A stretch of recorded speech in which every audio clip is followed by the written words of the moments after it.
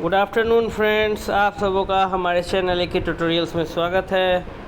आज जो हम लोग जो टॉपिक स्टडी करने जा रहे हैं वो है क्लास 10 के आपका केमिस्ट्री से रिलेटेड एनसीईआरटी क्लास 10 साइंस का चैप्टर 2 हम लोग पढ़ने जा रहे हैं, एसिड्स बेसेस एंड सॉल्ट्स।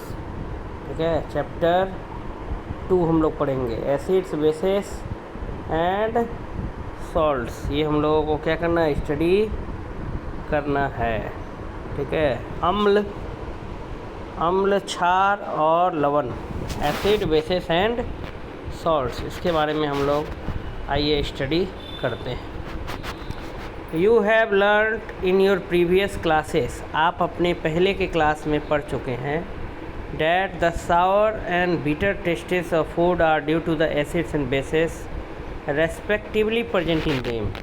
आपने अपने पिछली कक्षाओं में पढ़ा है कि खाना में जो खट्टा स्वाद होता है वो खाने में मौजूद एसिड के कारण होता है।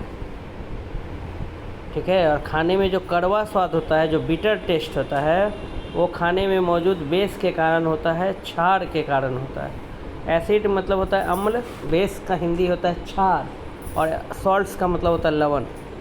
ठीक है, तो you have learn in your previous classes, आपने अपने पिछली कक्षाओं में पढ़ा है, पहले की कक्षाओं में, कि the sour and bitter tastes of food are due to acids and bases respectively, कि खट्टा और कड़वा स्वाद जो भोजन का होता है वो एसिड और बेस की वजह से होता है।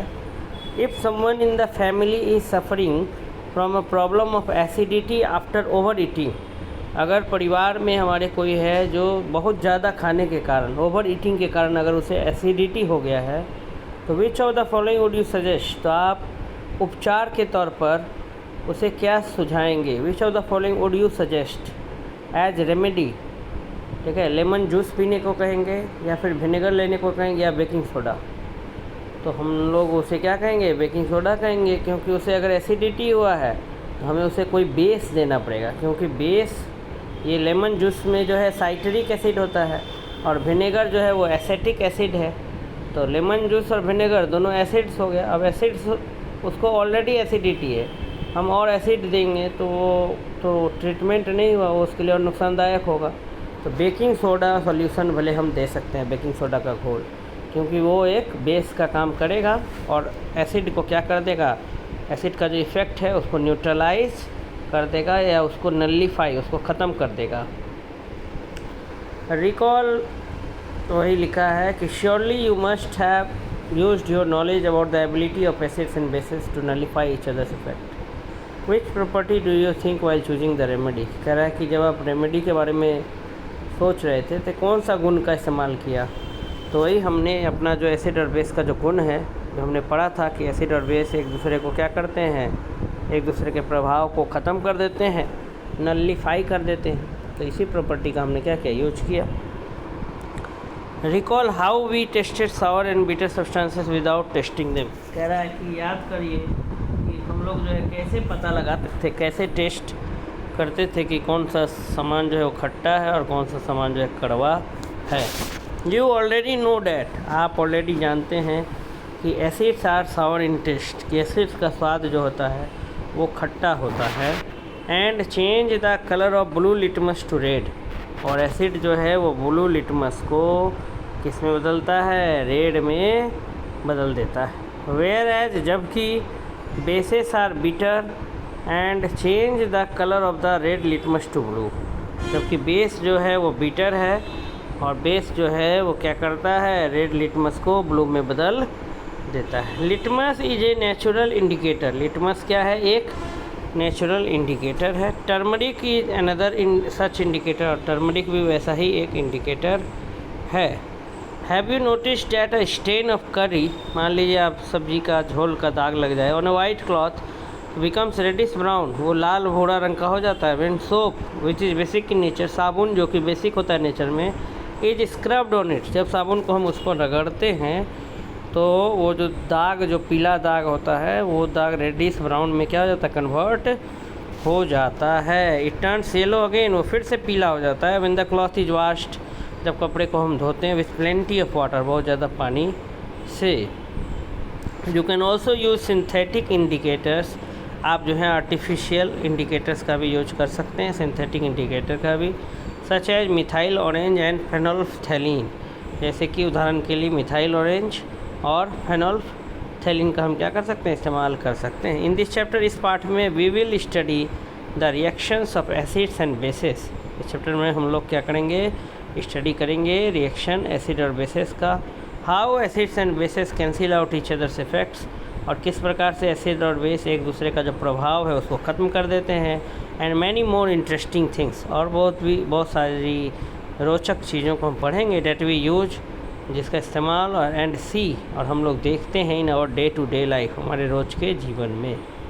तो यही कहा इस पैराग्राफ में कि आप ऑलरेडी जानते हैं कि एसिड्स का स्वाद क्या होता है, खट्टा होता है, और एसिड का ये प्रॉपर्टी होता है कि एसिड ब्लू लिटमस को किससे बदलता है, रेड में, और बेस का टेस्ट बीटर होता है, और बेस जो है वो रेड लिटमस को ब्लू में बदल देता है। और लिटमस है क्या, तो लिटमस एक नेचुरल इंडिकेटर है जो हमें बताता है बेस और एसिड की पहचान करने में मदद करता है। टर्मरिक भी वैसा ही इंडिकेटर है। टर्मरिक के बारे में बता रहा था कि कोई करी का दाग अगर लग गया हमारे वाइट क्लॉथ में तो वो तो पीला हो गया, फिर उस पर जब हम साबुन रगड़ते हैं तो रेडिश ब्राउन कलर का हो जाता है। साबुन चूँकि एक बेस है और जो ठीक है तो रेड हो गया, इसका मतलब क्या हुआ, एसिड था, एसिड ही ना लिटमस को क्या करेगा, रेड में बदल देगा। ये सारा चीज़ है। फिर सिंथेटिक इंडिकेटर है जैसे मिथाइल ऑरेंज, ठीक है, मिथाइल ऑरेंज, ये सब आर्टिफिशियल कुछ इंडिकेटर्स है। मिथाइल ऑरेंज हो गया, फिर फेनोल्फ्थैलीन हो गया, ठीक है, ये सारा क्या है, नेचुरल इंडिकेटर। लिटमस भी एक नेचुरल इंडिकेटर है, टर्मरिक भी एक वैसा ही इंडिकेटर है, ठीक है। आगे पढ़ते हैं हम लोग। Litmus solution is a purple dye, litmus का घोल जो होता है वो एक पर्पल कलर का डाई होता है, विच इज़ एक्सट्रैक्टेड फ्रॉम लीचेन, जो कहाँ से एक्सट्रैक्ट किया गया है, लीचेन। लीचेन क्या है, लाइकेन भी बोलते हैं, लाइकेन, लीचेन नहीं, लाइकेन।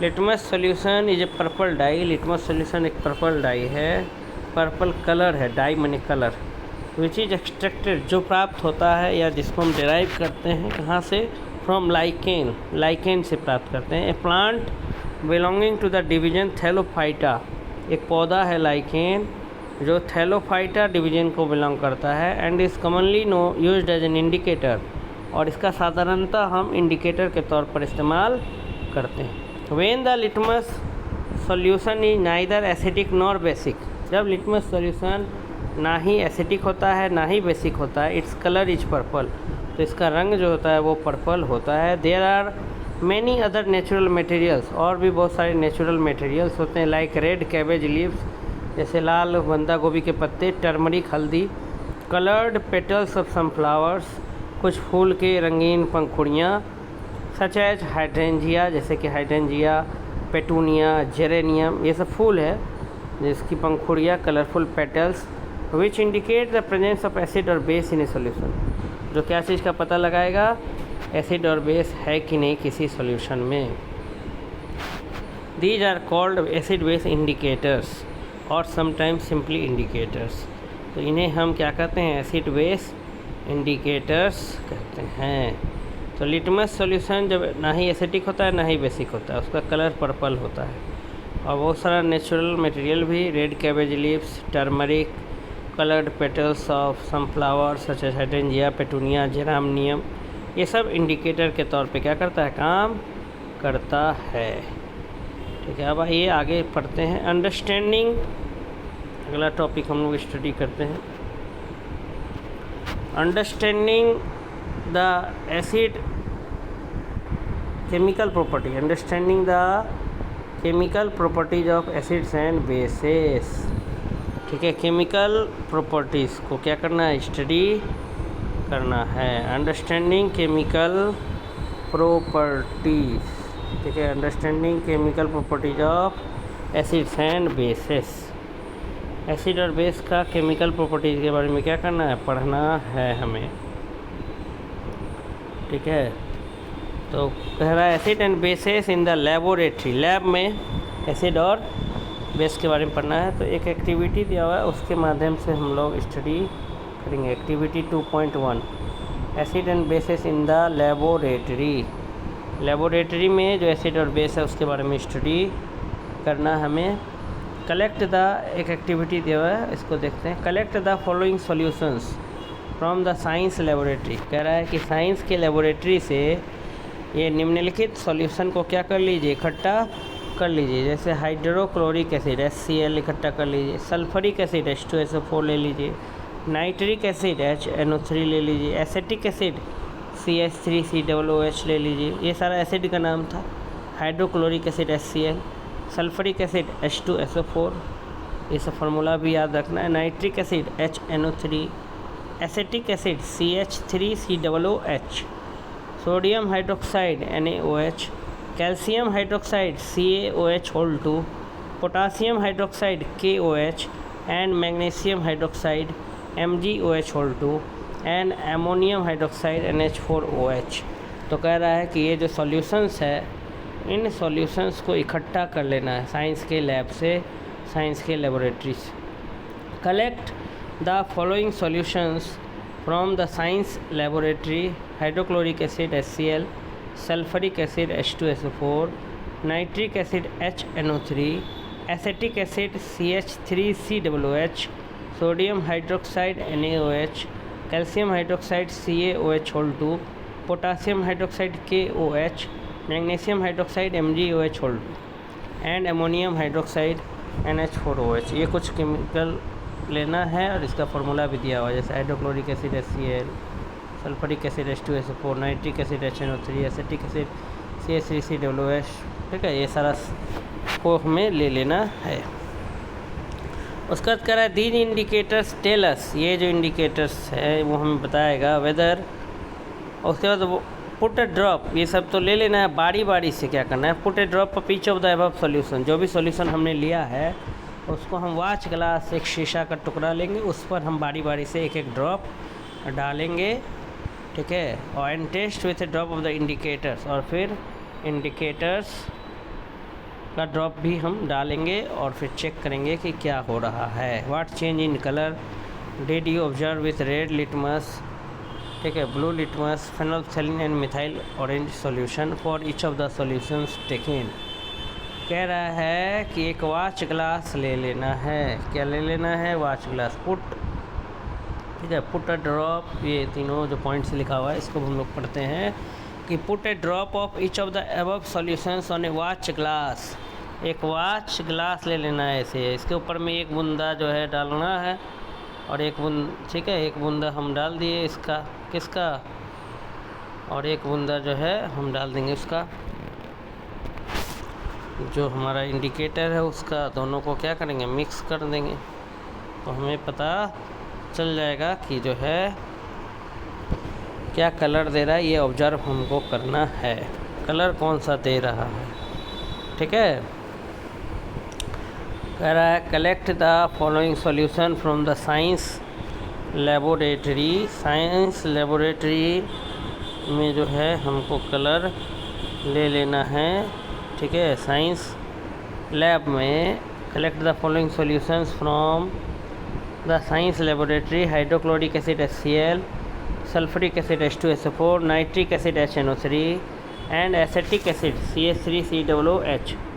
सोडियम हाइड्रोक्साइड भी ले लेना है NaOH, calcium hydroxide CaOH2, potassium hydroxide KOH, magnesium hydroxide MgOH2 and ammonium hydroxide NH4OH। ये सारा फार्मूला ध्यान में रखना है, ये सब सॉल्यूशन हमको ले लेना है। उसके बाद put A drop of each of the above solution. ऊपर में जितना भी हमने नाम पढ़ा अभी, जितने भी सॉल्यूशन का, उन सब का एक एक बूंद लेना है ऑन ए वॉच ग्लास, बारी बारी से 1 by 1 एक एक करके, एंड टेस्ट, और फिर उसको इंडिकेटर्स के ड्रॉप के साथ टेस्ट करना है। एक बार हम रेड लिटमस के साथ टेस्ट करेंगे, एक बार ब्लू लिटमस के साथ टेस्ट करेंगे, एक बार फेनोल्फथैलीन के साथ टेस्ट करेंगे और एक बार मिथाइल ऑरेंज के साथ टेस्ट करेंगे। तो देखेंगे कि उसमें किस प्रकार से कलर में क्या आ रहा है, बदलाव आ रहा है। दीज इंडिकेटर्स टेल अस, इस तरह से एक टेबल बना लेंगे। यहाँ पे सैंपल सॉल्यूशन, एक में रेड लिटमस, ब्लू लिटमस, फेनोल्फथैलीन, और मिथाइल ऑरेंज सॉल्यूशन। ये 4 हमारा इंडिकेटर लिया गया है, ठीक है। Red litmus solution, blue litmus, phenolphthalein और मिथाइल ऑरेंज, ठीक है। रेड लिटमस सॉल्यूशन में एक बार टेस्ट करना है, मैंने पहला सैंपल ले ली, मान लीजिए HCl हाइड्रोक्लोरिक एसिड, फिर उसका रेड लिटमस में भी टेस्ट करना है, ब्लू लिटमस पे भी, फेनोल्फथलीन सॉल्यूशन में भी और मिथाइल ऑरेंज में भी, और फिर सबका कलर नोट करते जाना है कि किस प्रकार से कलर में चेंज आया। These indicators tell us whether a substance is acidic और basic by change in colour, और कलर में चेंज जो आएगा तो पता चल जाएगा। अगर रेड लिटमस अगर ब्लू हो जाएगा तो हम समझ जाएंगे कि वो क्या है, बेस है, और ब्लू लिटमस अगर रेड हो जाएगा तो समझ जाएंगे कि एसिड है, नहीं तो कोई चेंज नहीं होगा, समझ गए। इस तरह से हमको ध्यान में रखना है। उसके बाद कहता है there are some substances whose odour changes in acidic और बेसिक मीडिया। मीडियम का प्लूरल होता है मीडिया, ठीक है। कह रहा है कि कुछ ऐसे पदार्थ होते हैं जिनका गंध, स्मेल, ओडोर मतलब होता है स्मेल, वो बदल जाता है इन एसिडिक और बेसिक मीडिया, एसिडिक मीडियम में और बेसिक मीडियम में। These are called olfactory indicators. इन्हें हम क्या कहते हैं, ओल्फैक्टरी इंडिकेटर्स कहते हैं, ठीक है। These indicators tell us whether a substance is acidic और basic by change in colour. There are some substances whose odour changes in acidic और basic media, these are called olfactory indicators. यहाँ पर sample solution है, यहाँ पर red litmus है, यहाँ blue litmus है, यहाँ फेनोल्फथलीन है, या मिथाइल ऑरेंज, ठीक है। तो कह रहा है ये जो इंडिकेटर्स है ये हमें बताता है कि वेदर ए सब्सटेंस, कोई भी सब्सटेंस जो है वो एसिडिक है या बेसिक है by change in colour. There are some substances, कुछ सब्सटेंसेस है हुज ओडोर चेंजेस, जिसका स्मेल, गंध क्या हो जाता है, बदल जाता है इन एसिडिक और बेसिक मीडिया, एसिडिक मीडियम में और बेसिक मीडियम में। These are called olfactory indicators. इन्हें हम क्या कहते हैं, ओल्फैक्टरी इंडिकेटर्स कहते हैं। Let us try out some of these indicators. इन इंडिकेटर्स को हम क्या करते हैं, ट्राई करते हैं, आइए। उसके बाद एक एक्टिविटी और दिया हुआ है, एक्टिविटी 2.2, इसको भी हम लोग स्टडी करते हैं। ओल्फैक्टरी इंडिकेटर समझ में आया? तो कह रहा है कि कुछ इंडिकेटर्स ऐसे होते हैं जिसका गंध बदलता है एसिडिक और बेसिक मीडियम में, तो वो स्मेल के द्वारा इंडिकेट करते हैं कि कोई भी गिवन सब्सटेंस जो है वो एसिडिक है या बेसिक है। तो वैसे सब्सटेंस जो जिनमें उनका गंध बदल जाता है, जैसे प्याज, ओनियन हो गया, वो एक ओल्फैक्टरी इंडिकेटर है। फिर आपका वेनिला एसेंस है, वो एक ओल्फैक्टरी इंडिकेटर्स है, ठीक है। ये सब कुछ ओल्फैक्टरी इंडिकेटर्स के नाम। आइए अब ये वाला एक्टिविटी पढ़ते हैं, 2.2 वाला। Take about some finely chopped onions in a plastic bag along with some strips of clean cloth. कह रहा है कि कुछ बढ़िया से एकदम काटे हुए चॉप्ड प्याज ले लेने हैं प्लास्टिक बैग में, अलॉन्ग विद द, ठीक है। Take some finely chopped onions in a plastic bag along with the same strips, ठीक है, of clean cloth, some strips of clean cloth. कहता है कि कुछ फाइनली एकदम बढ़िया से पतला पतला कटा हुआ प्याज ले लेना है प्लास्टिक बैग में, और साथ में कुछ साफ कपड़े के टुकड़े ले लेने, स्ट्रिप ले लेने हैं। Tie up the bag tightly, bag को एकदम टाइटली बांध देना है। And leave overnight in the fridge, और फ्रिज में रात भर छोड़ देना है, ठीक है। जब फ्रिज में रात भर छोड़ देंगे तो जो कपड़ा हमारे तैयार हो जाएगा। The cloth strips can now be used, अब उन क्लॉथ स्ट्रिप्स का हम इस्तेमाल कर सकते हैं to test for acid and bases, acid और बेस के लिए। कैसे टेस्ट करेंगे, तो take 2 of these cloth strips, और उनमें से 2 क्लॉथ का स्ट्रिप ले लेंगे टुकड़ा, एंड चेक देयर ओडोर, और उसका गंध लेंगे, महसूस करेंगे। Keep them on a clean surface, फिर कहता है क्लीन सरफेस में हम रखेंगे।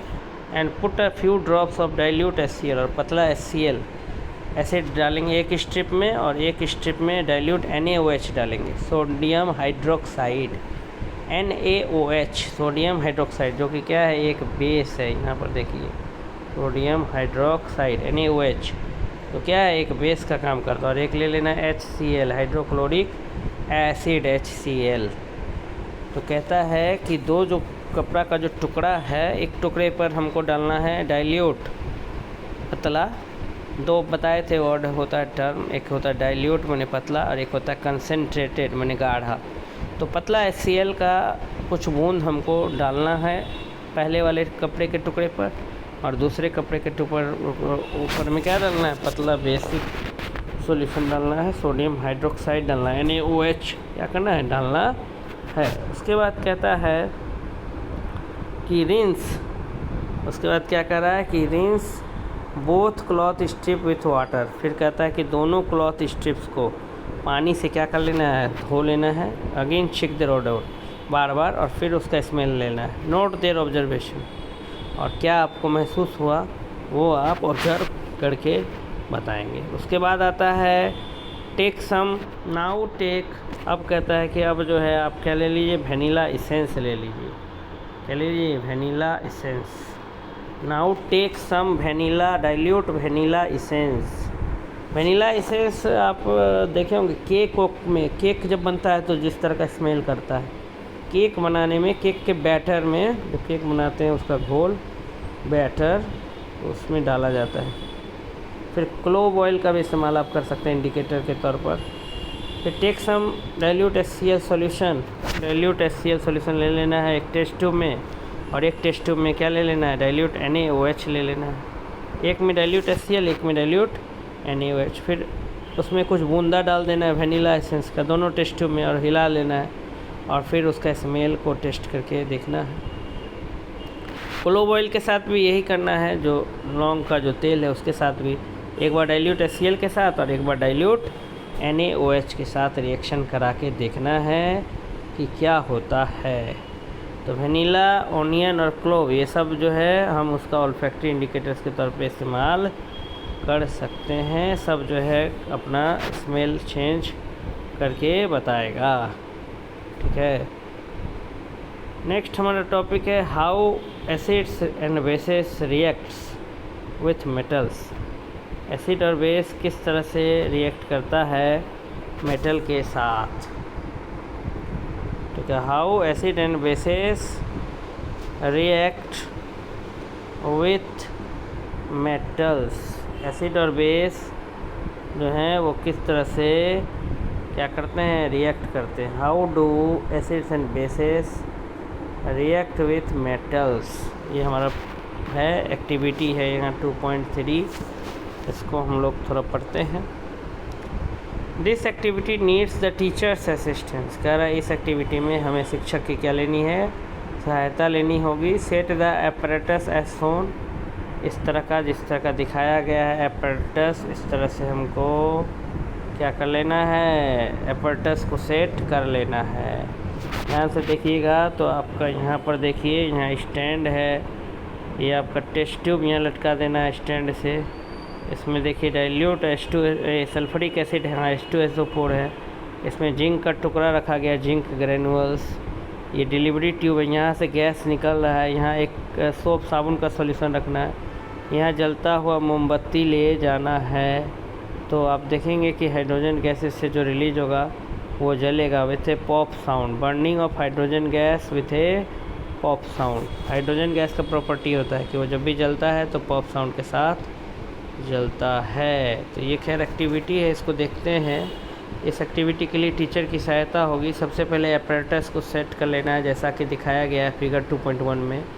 5 मिलीलीटर डाइल्यूट पतला क्या लेना है, सल्फरिक एसिड लेना है, डाइल्यूट H2SO4 लेना है टेस्ट ट्यूब में, और उसमें कुछ जिंक का क्या डाल देना है, टुकड़ा डाल देना है। तो आप क्या देखेंगे, जिंक के सतह पर क्या देखेंगे, तो हम जिंक के सरफेस पे देखेंगे कि बुलबुला बन रहा है, ठीक है। वो बुलबुला एक इस टेस्ट ये डिलीवरी ट्यूब से निकलेगा, तो इसका मतलब हम समझेंगे गैस इवॉल्व हो रहा है। और फिर मोमबत्ती उसके बगल में ले जाएंगे तो हम देखेंगे कि वो पॉप साउंड के साथ जल रहा है। इसका मतलब वो जो गैस इवॉल्व हुआ वो कौन सा गैस था, हाइड्रोजन गैस था। यही एक्टिविटी कह रहा है कि एक बार आप H2SO4 के साथ किए थे ना, H2SO4 के साथ एक बार यही एक्टिविटी आप HCl के साथ करिए, HNO3 के साथ करिए, CH3COOH के साथ कीजिए। ये सभी एसिड का नाम है।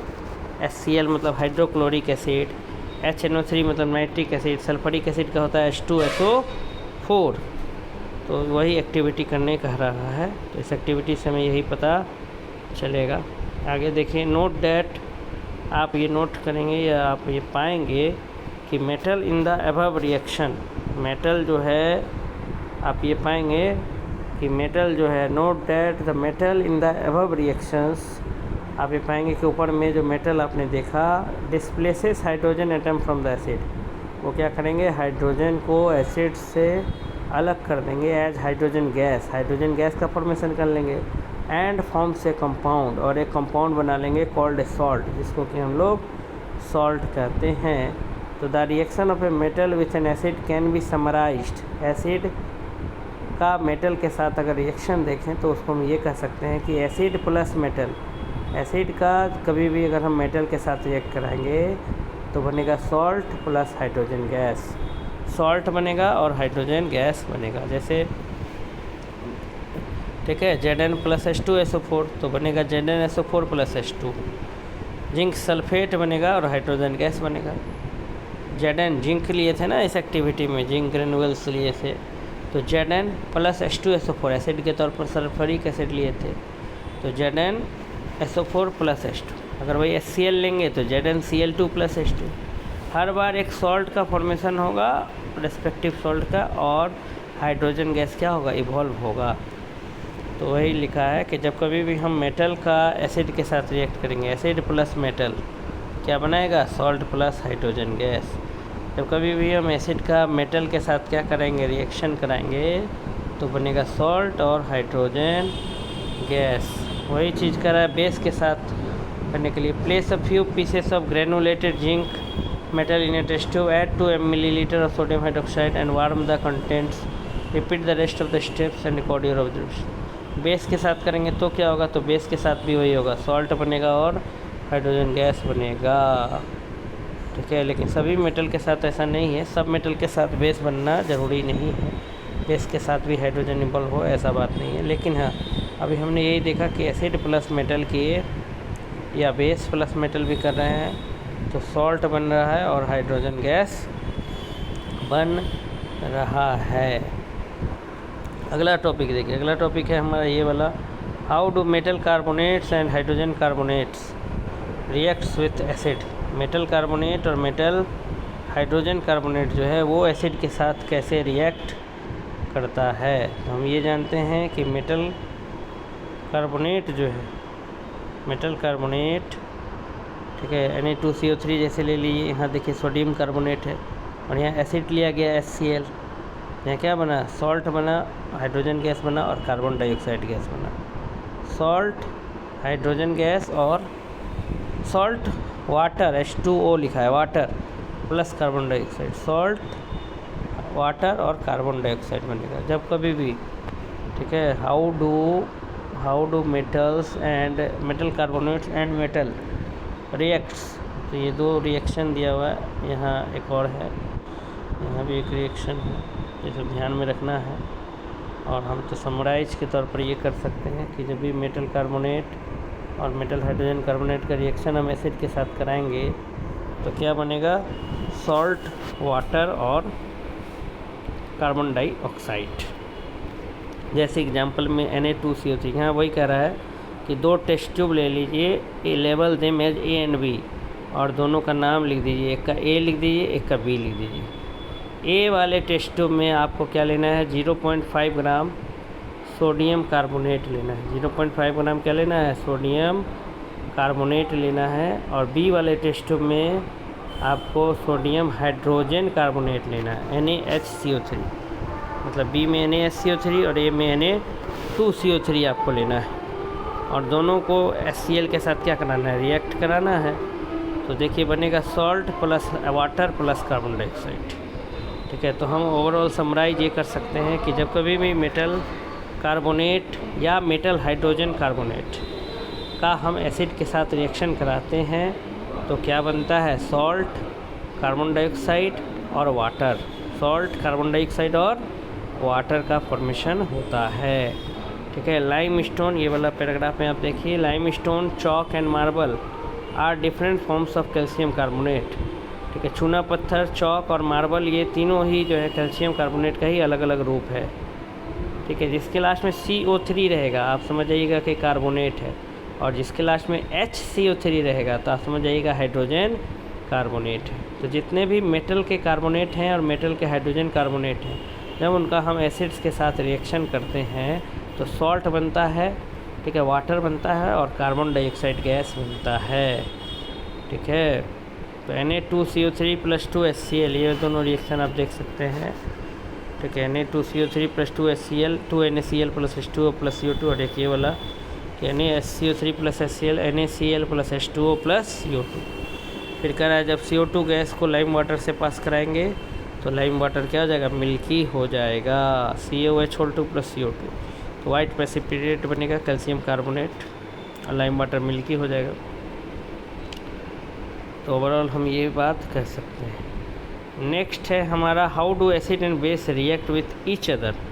अब है कि एसिड और बेस एक साथ खुद अगर रिएक्ट करेगा, how do acids and bases react with each other, तो खुद करेगा तो क्या होगा, तो जब भी एसिड और बेस रिएक्ट करेगा तो बनेगा सॉल्ट और वाटर, और वैसे रिएक्शन को हम कहते हैं neutralisation reaction. The reaction between an acid and a base, acid और बेस जब रिएक्ट करते हैं तो क्या बनाते हैं, सॉल्ट और वाटर बनाते हैं। क्या बनाते हैं, सॉल्ट और water, to give salt and water, उसको हम बोलते हैं न्यूट्रलाइजेशन रिएक्शन, ठीक है। The reaction between an acid and base, जैसे ऊपर में देखिए NaOH ये बेस है, HCl ये एसिड है, तो बना NaCl सॉल्ट प्लस वाटर। तो और ऐसे रिएक्शन को कहते हैं क्या है, तो न्यूट्रलाइजेशन रिएक्शन, ठीक है। दोनों एक दूसरे को क्या कर देता है, न्यूट्रल कर देता है, एसिड बेस को न्यूट्रल कर देता है। एक्टिविटी एक यहाँ था 2.6, इसमें ये समझाया है कि 2 मिलीलीटर आपको पतला सोडियम हाइड्रोक्साइड लेना है, NaOH सॉल्यूशन लेना है, एक टेस्ट ट्यूब में लेना है 2 ml, ठीक है, कितना 2 ml मान लीजिए ले लेना है NaOH, ठीक है। और इसमें कुछ बूंद डाल देना है, किसका, फेनोल्फथैलीन का, कुछ बूंद आपको डाल देना है फेनोल्फथैलीन का, कुछ बूंद इसमें आपको क्या डाल देना है, फेनोल्फथैलीन का डाल देना है, ठीक है। उसके बाद तो एड डाइल्यूट HCl सॉल्यूशन, और HCl सॉल्यूशन भी उसमें डाल देना है। तो फिर कलर देखना है कि आपको क्या हो रहा है, चेंज हो रहा है या क्या हो रहा है, ठीक है। अगला टॉपिक है हमारा reaction of metal oxide, reaction of क्या है, metallic oxide with acid, metallic oxide का एसिड के साथ रिएक्शन। तो हम ध्यान देंगे कि मेटल का ऑक्साइड को जब हम रिएक्ट करते हैं एसिड के साथ तो बनता है सॉल्ट और वाटर, ठीक है। मेटल ऑक्साइड का जब हम एसिड के साथ रिएक्शन कराएंगे तो क्या बनेगा, सॉल्ट और वाटर। उसके लिए एक एक्टिविटी यहाँ समझाया गया है, अगर आप ध्यान से देखेंगे तो एक एक्टिविटी आप लोगों को क्या किया गया है, समझाया गया है एक्टिविटी 2.7 में कि take a small amount of copper oxide, CuO लेने कहा जा रहा है, CuO, ठीक है, कॉपर ऑक्साइड लेने कहा जा रहा है, क्या लेने कहा जा रहा है, कॉपर ऑक्साइड, कॉपर ऑक्साइड लेने कहा जा रहा है कि you will take a small amount of copper oxide, reaction of metallic oxide with acid topic है हमारा।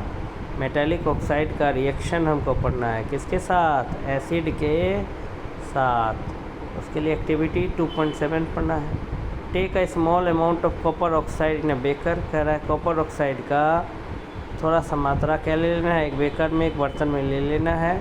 And add dilute hydrochloric acid slowly while steering, और फिर पतला हाइड्रोक्लोरिक एसिड HCl उसमें डाल देना है और उसको मिक्स करना है। Note the colour of the solution, solution का जो कलर है उसको नोट कर लेना है। What has happened to the copper oxide, copper oxide में क्या बदलाव होगा वो देखना है। तो यू विल नोटिस, आप नोटिस करेंगे, you will notice the colour of the solution becomes blue green, आप ये नोटिस करेंगे कि कलर जो है सॉल्यूशन का वो क्या हो जाएगा, ब्लू ग्रीन हो जाएगा। You will notice that the colour of the solution becomes the blue green and the copper oxide dissolve, और कॉपर ऑक्साइड घुल जाएगा। The blue green of the solution is due to the formation of copper chloride, और blue green क्यों आएगा, तो copper chloride बनेगा और water बन जाएगा। तो वही है मेटल ऑक्साइड जैसे कॉपर ऑक्साइड लिए थे, कॉपर ऑक्साइड का रिएक्शन कराया किसके साथ, एसिड के साथ,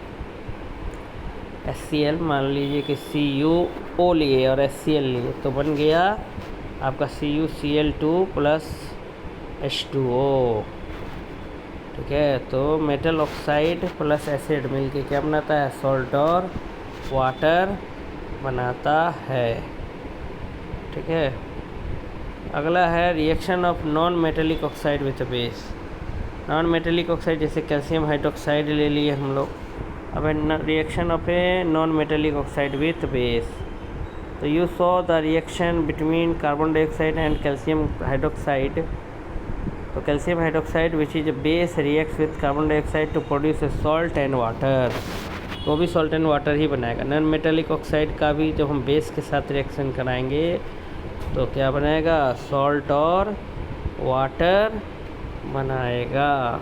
ठीक है, तो इस प्रकार से हमारा जो है यहाँ तक आज कंप्लीट हो गया, और इसके आगे जो है हम लोग नेक्स्ट वीडियो में क्या करेंगे, पढ़ेंगे। आप सबों का हमारे चैनल एक ही ट्यूटोरियल्स में जुड़ने के लिए धन्यवाद। अगर आपको वीडियो अच्छा लगा तो आप चैनल को क्या करें, सब्सक्राइब कर लें, वीडियोस को लाइक कर दें, अधिक से अधिक स्टूडेंट्स तक शेयर करें। आप सबों का हमारे चैनल में जुड़ने के लिए बहुत बहुत धन्यवाद।